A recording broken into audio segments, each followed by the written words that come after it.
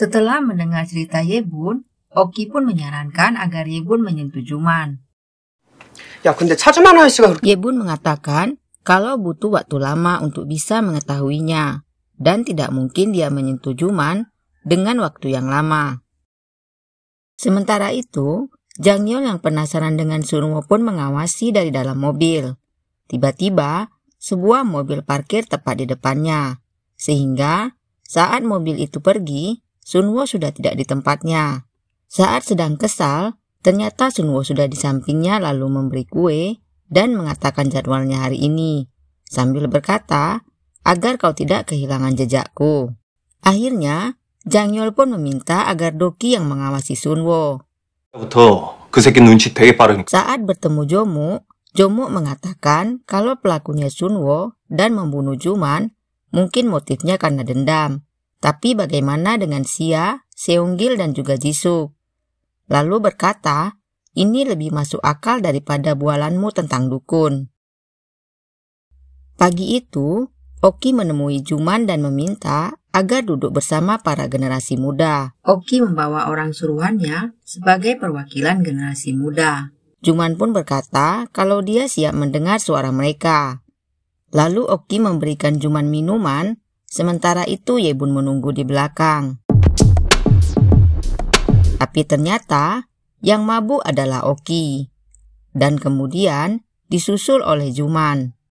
Akhirnya, Yebun melihat kalau saat itu ibunya meminta bantuan Juman untuk memberi kesaksian di pengadilan sambil memberikan flash disk. Tapi juga terlihat kalau Yondeok jadi memukul Juman, dan Yondeok memberi pilihan pada Juman apakah mau mengikuti ibu Yebun atau mengikutinya. Dan terlihat malam itu Juman membuat kopi yang sudah diberi penenang dan memberikannya pada ibu Yebun. Melihat ibu Yebun sudah tidak sadar, Juman lalu mendorong mobilnya.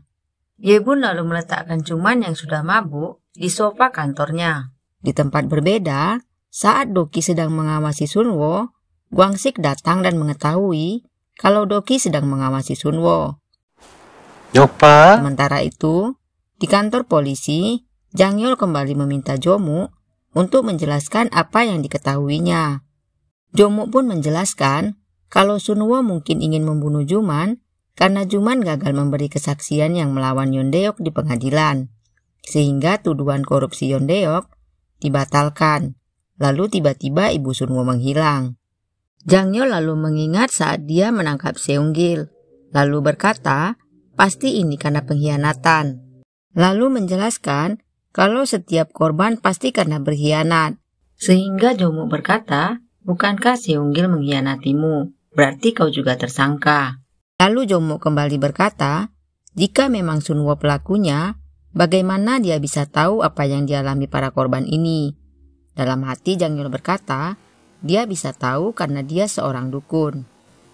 김선호가 초능력자라며. Di tempat berbeda, Doki tiba-tiba terkejut karena Sunwo sudah berganti menjadi temannya.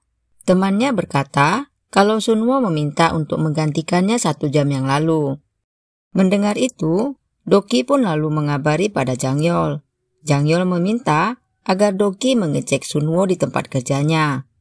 Sebelum pergi, Jangyol meminta detektif Na untuk pergi ke kantor Juman. 원장님하고 차이원 사무실로 와. Dan saat Jangyol tiba, ternyata Juman sudah dibunuh. Juga melihat kakek Yebun yang tergeletak di lantai sambil memegang pisau.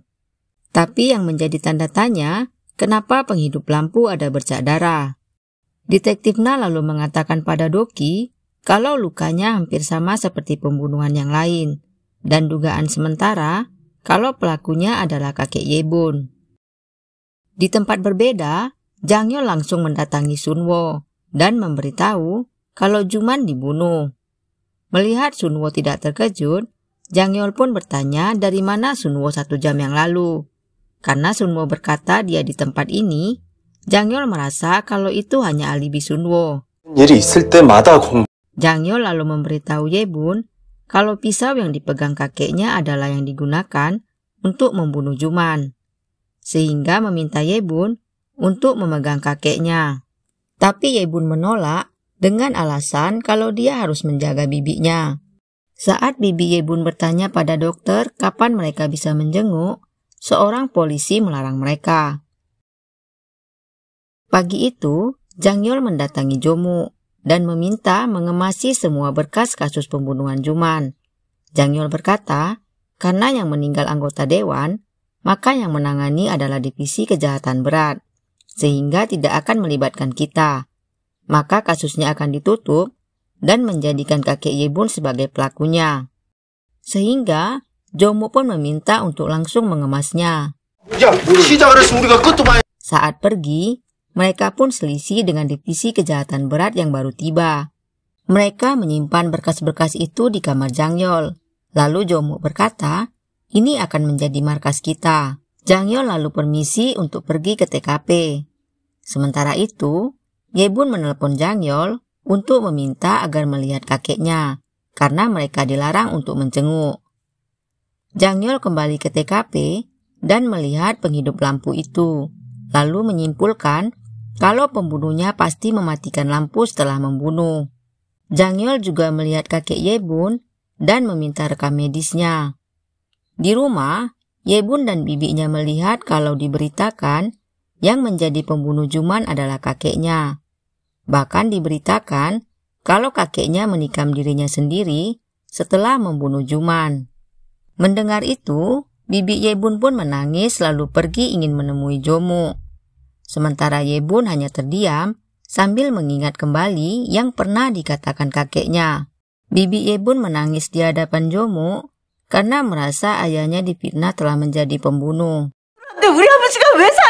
Bibi Yebun pun masuk ke dalam dan ternyata mantan bibinya sudah menjadi saksi kalau kakeknya selalu mengutuk Juman setiap mabuk dan yakin itu balas dendam, sehingga membuat bibi Yebun marah dan menangis. Di depan rumah Yebun, Oki dan teman-temannya menghalangi wartawan masuk. Tapi saat Jangyol datang, Oki mengizinkannya masuk. Melihat Yebun tidak banyak bertanya, Jangyol pun memberitahu kalau dia yakin kakek Yebun bukan pelakunya dan mengatakan kalau kakek Yebun mengidap penyakit Parkinson, yaitu ketidakmampuan memegang sesuatu dan tidak bisa mengekspresikan wajahnya, yang membuat Yebun teringat kembali pada kakeknya. Yebun pun lalu mengecek obat-obat yang diminum kakeknya, dan ternyata memang itu obat Parkinson. Di tempat itu, Yebun menemukan fotonya saat bersama ibunya. Yebun pun teringat pada ibunya yang meminta agar tidak menghilangkan foto-foto itu. Ternyata di foto itu ada kakek Yebun. Yebun pun langsung ke rumah sakit untuk menemui kakeknya, tapi dia dilarang masuk. Jangyol pun datang dan meminta agar Yebun diizinkan masuk. Yebun pun menangis melihat keadaan kakeknya. Saat ingin menyentuh, tiba-tiba tangan kakeknya memegang tangan Yebun. Saat kelulusan Yebun, memang kakeknya terlihat cuek pada Yebun, tapi ternyata diam-diam dia melihat surat kelulusan itu lalu menangis. Saat Yebun ingin bicara, tiba-tiba kakeknya menghembuskan napas terakhir dengan posisi masih menggenggam tangan Yebun, sehingga Yebun menangis sambil memanggil kakeknya. Lalu kembali diberitakan kalau pelakunya adalah Jongbai. Saat polisi pergi, tatapan Sunwo terlihat aneh dan Jongbai menangis.